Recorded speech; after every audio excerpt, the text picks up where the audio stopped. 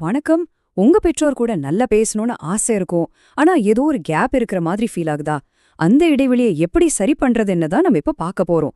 இது ஒன்றும் பெரிய ராக்கெட் சயின்ஸ் இல்ல. ரொம்ப சிம்பிளான சில வழிகள் இருக்கு. வாங்க பார்க்கலாம். அப்பா அம்மா கிட்ட பேசுறது சில சமயம் ரொம்ப கஷ்டமா இருக்கா? கவலைப்படாதீங்க. நீங்க மட்டும் இல்ல, நிறைய பேர் இந்த பிரச்சனையை சந்திக்கிறாங்க. ஆனா இத சரி பண்ண கண்டிப்பா வழிகள் இருக்கு. அத பத்தி தான் நாம இப்ப பேச போறோம். சரி, முதல்ல இந்த பிரச்சனை எங்கிருந்து ஆரம்பிக்குதுன்னு பாப்போமா? பெரும்பாலும் இதுக்கு காரணம் நாம சொல்ற ஜெனரேஷன் கேப், அதாவது தலைமுறை இடைவெளி தான். வாங்க அத பத்தி முதல்ல நல்லா புரிஞ்சுக்குவோம். அப்போ இந்த ஜெனரேஷன் கேப்னா என்ன?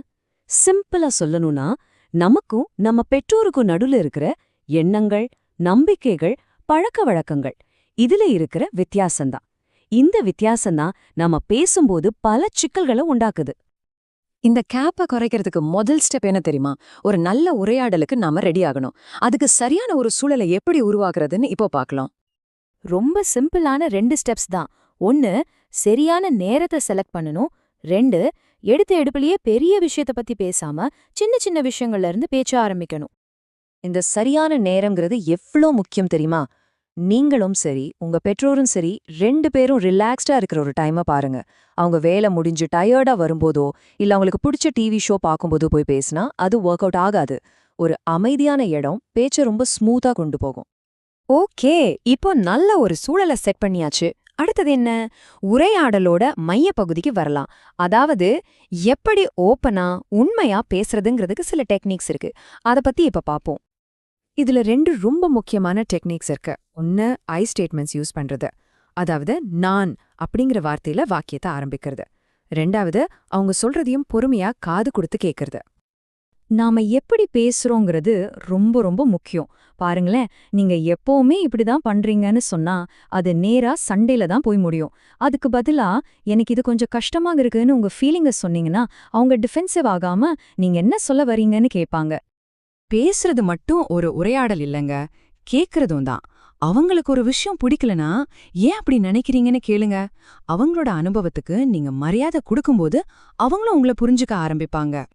அடுத்தது, கொஞ்சம் கஷ்டமான விஷயங்களையும் நம்ம உணர்ச்சிகளையும் எப்படி ஹேண்டில் பண்றதுன்னு பார்க்கலாம். இது கொஞ்சம் சேலஞ்சிங்கான பார்ட், ஆனா ரொம்ப முக்கியமானது.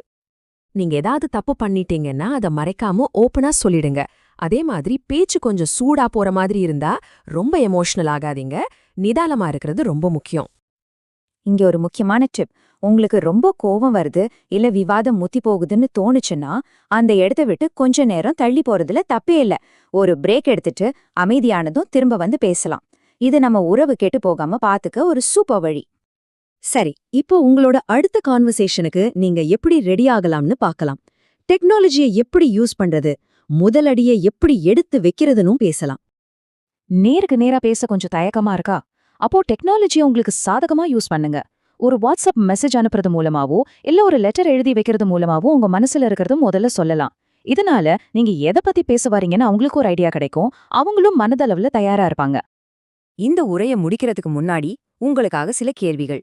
காதல், வேலை, படிப்பு, இதுல ஏதாவது ஒரு குறிப்பிட்ட விஷயத்த பத்தி பேச தயங்குறீங்களா? ஏன் அவங்க கோவப்படுவாங்கன்னு நினைக்கிறீங்களா? நீங்க பேச ஆரம்பிக்கும்போது அவங்க பொதுவா எப்படி ரியாக்ட் பண்ணுவாங்க?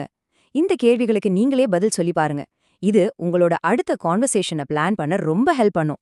ஒன்னு மட்டும் ஞாபகம் வச்சுக்கோங்க, நீங்க பேசுற ஒவ்வொரு சின்ன உரையாடலும் உங்க உறவுல ஒரு பெரிய மாற்றத்தை கொண்டு வரும். முதல் அடியை எடுத்து வைங்க.